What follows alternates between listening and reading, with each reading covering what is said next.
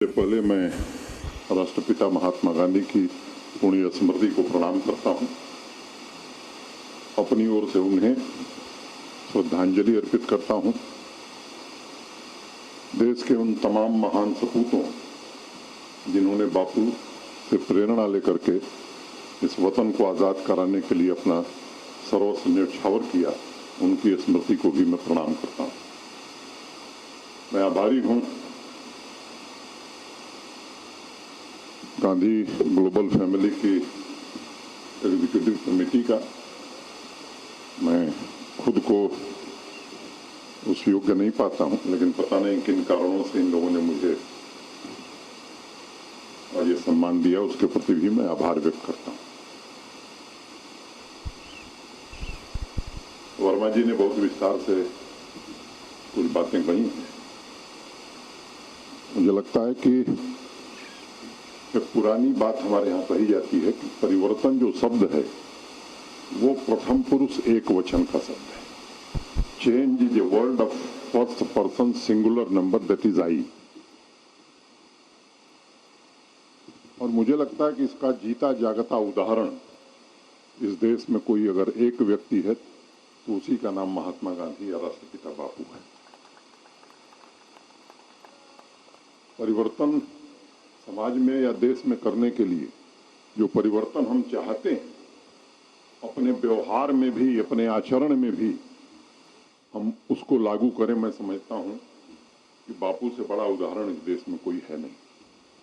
मुझे स्मरण है साउथ अफ्रीका से जब लौट करके बापू पहली बार आए, पहला उनका सार्वजनिक कार्यक्रम बनारस में हुआ था।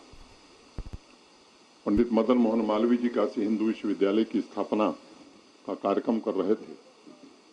मुगल सराय रेलवे स्टेशन पर बापू उतरे और वहां से पैदल चल करके वाराणसी पहुंचे, जहां विश्वविद्यालय की स्थापना हो रही थी।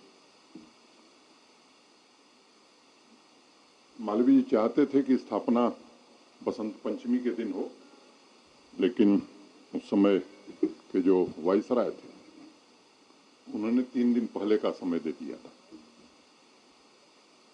आप सबको मालूम है कि वो अकेला विश्वविद्यालय है, केंद्रीय विश्वविद्यालय, जो बिना किसी सरकारी योगदान के बना था।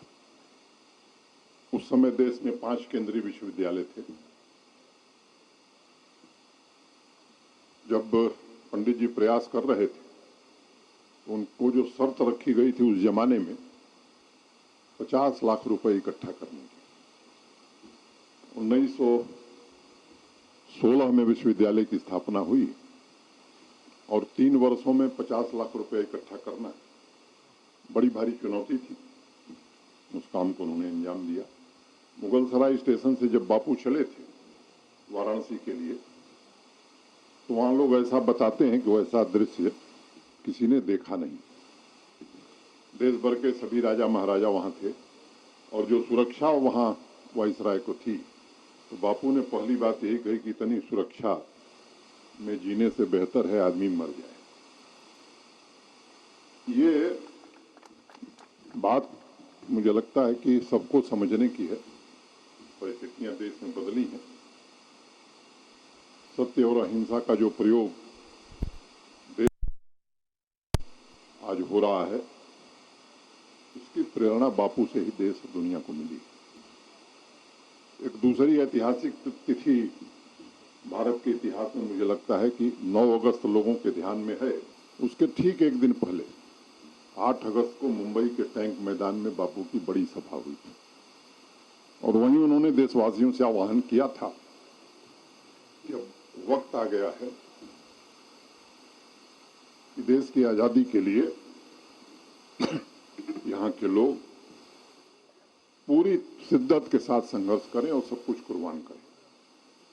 शाम को सभा खत्म हुई थी 5:30 बजे और 9 अगस्त की सुबह देश के किसी हिस्से में, चाहे वो अध्यापक हो, वकील हो, राजनीतिक सामाजिक कार्यकर्ता हो, किसान हो, नौजवान हो, महिला हो, पता नहीं कितने स्थानों पर लोगों ने जिस तरह का आक्रोश प्रकट किया अंग्रेजी हुकूमत के खिलाफ, जिस तरह शांतिपूर्ण ढंग से लोग आगे बढ़े। मैं समझता हूं कि उसी दिन दुनिया को लग गया था कि अब भारत की आजादी कोई रोक नहीं सकता है।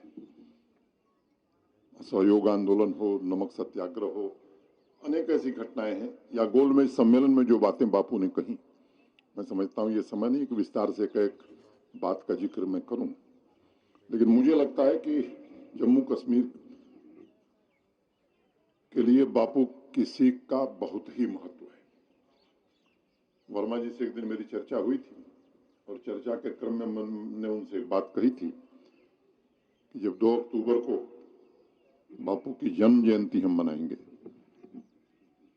तो इस वर्ष 1.5-2 महीना पहले से ही जम्मू कश्मीर के हर विद्यालय में, हर विश्वविद्यालय में, हर महाविद्यालय में और समाज में अनेक कार्यक्रम, चाहे वो सत्य अहिंसा पर निबंध लिखने का हो,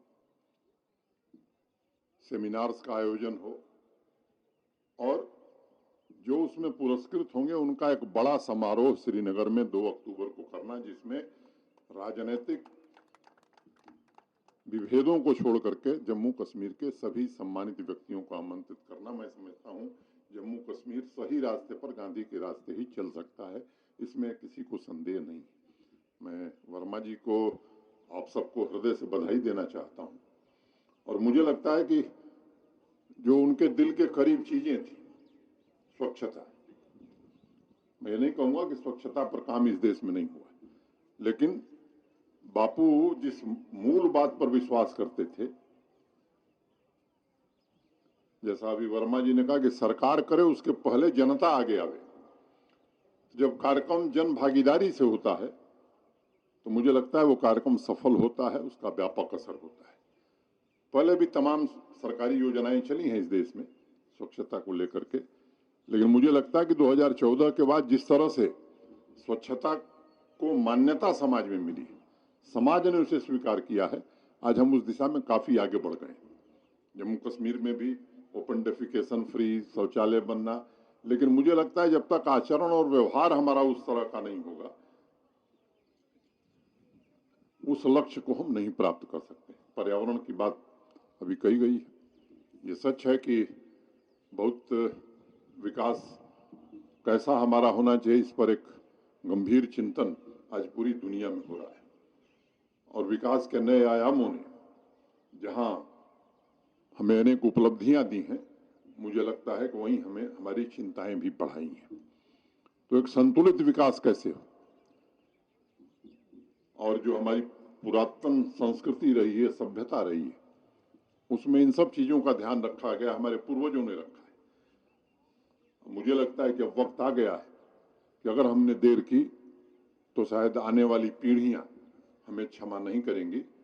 तो इन 2 बिंदुओं पर भी विचार करके कार्यक्रम क्या हो सकता है, प्रशासन भी पूरी शिद्दत से इसमें काम करेगा, और जो लोग इन क्षेत्रों में काम करें उनसे मैं विनम्रता पूर्वक ये प्रार्थना करना चाहूंगा कि आपका भी जो सहयोग, सुझाव जो भी है, खुले मन से उसे हम सब स्वीकार करने के पक्षधर हैं, और किसी दिन बैठ करके हम सब इस पर चर्चा करके सामूहिक ढंग से और सबकी सहमति से एक कार्यक्रम बना करके पूरे जम्मू कश्मीर में अगर हम करेंगे तो मैं समझता हूं कि वही बापू को सही श्रद्धांजलि होगी, और मुझे लगता है कि जम्मू कश्मीर भी भारत का जो अभिन्न अंग है, विकास और शांति के रास्ते पर आगे बढ़ पाएगा। इतनी ही बात कहता हुआ मैं आप सबको प्रणाम करता हूं, और पुनः बापू की स्मृति को प्रणाम करते हुए प्रार्थना करता हूं कि हम सबको बापू का वो आशीर्वाद मिले कि 2 कदम उनके बताए हुए रास्ते पर हम सब भी चल सकें।